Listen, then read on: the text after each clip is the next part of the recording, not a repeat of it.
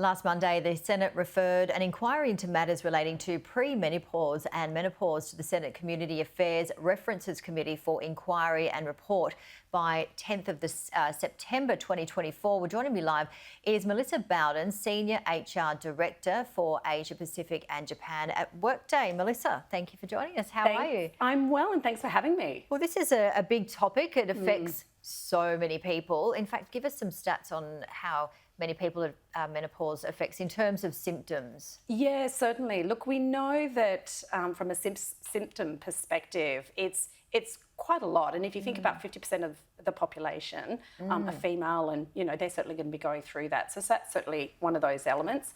But I think certainly from a impact, or when we think about it from a data point, one of the things the Australian Institute of Superannuation Trustees had really spoken about the potential cost of unearned potential on income and so forth.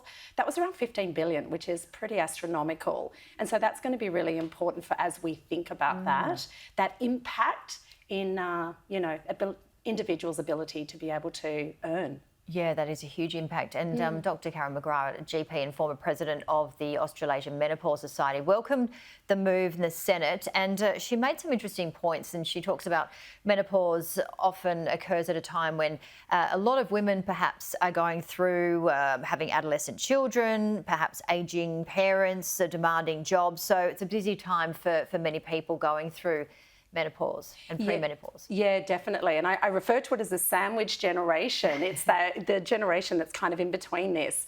Firstly, hats off, and I want to applaud the government for actually initiating this inquiry. It's something that's not been spoken about, and when I was growing up and understanding it even from my mother, it's certainly something that you weren't aware of. So the very fact that the government's getting behind this is really important. I can't wait.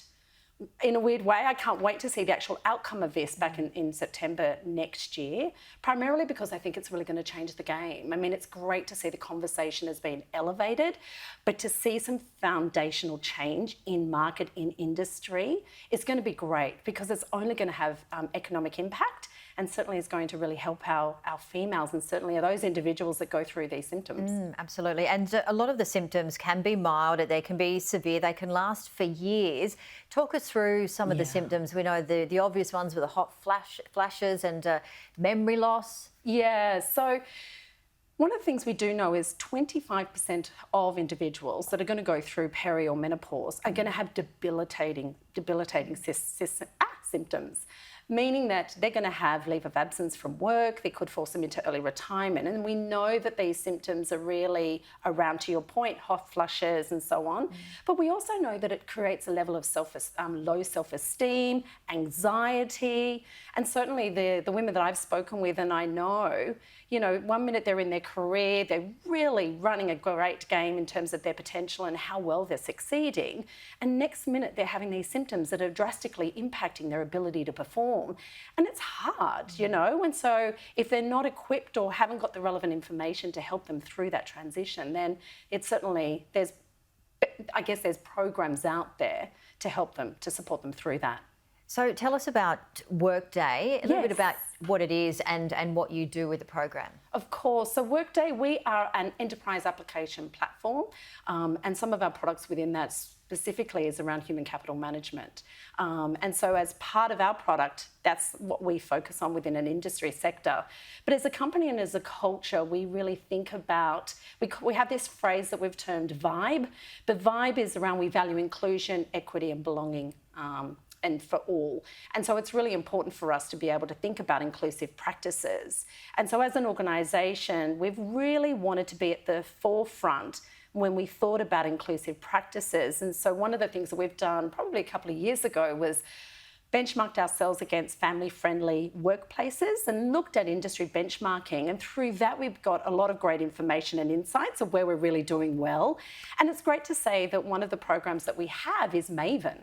Maven is a great program that we provide as a benefit to our employees. And that's an opportunity for them to really look through the fertility cycle, everything from, fertility, paternity, maternity, and of course, everything through to menopause. And what kind of benefits or, education or support do they receive? Yeah, they receive, well, it's 24/7 care, which is great. And to be honest with you, it's tailored to you. And that's one of the things that we've recognised at Workday is you can't just create one program and then tick it and say that's it. You have to look at it more holistically. So with Maven, you get a lot of the care, you get counselling, you get nutrition, you get to meet with doctors and specialists. So you get a lot of that sort of support and education. And then I think from a Workday perspective, we've really taken a level above and looked holistically around, do we have flexible work arrangements? Can people work from home when they're having these debilitating or these symptoms? Have the camera off. We provide a whole lot of financial benefits around cooling, cooling devices, the fans and all that sort of stuff. We have wellness rooms and so on. So there are some of the things that we look at more practically to really create an environment where employees feel really included, particularly as they're going through this phase of life. And as you said before, it's so important to have that conversation because, it really hasn't been in the forefront, has it? No, not at all. It really hasn't. So it's so lovely to see that we're raising the bar. We're getting this as a normalised dialogue. We've still got a long way to go. I think you and I can both agree. However, it is really exciting to see that there is some proactive measures actually happening, particularly at a government level with the inquiry, and then what corporations can do to really ensure that we're retaining this percentage of the workforce to have a great career because they're inevitably at the maximum of their earning potential, like they're really at their peak, and they can stay employed, improve their quality of life, all those sort of things. So it's good. Yeah, well done. Well, great to see you. Thank you so much. Pleasure. Thanks for having me.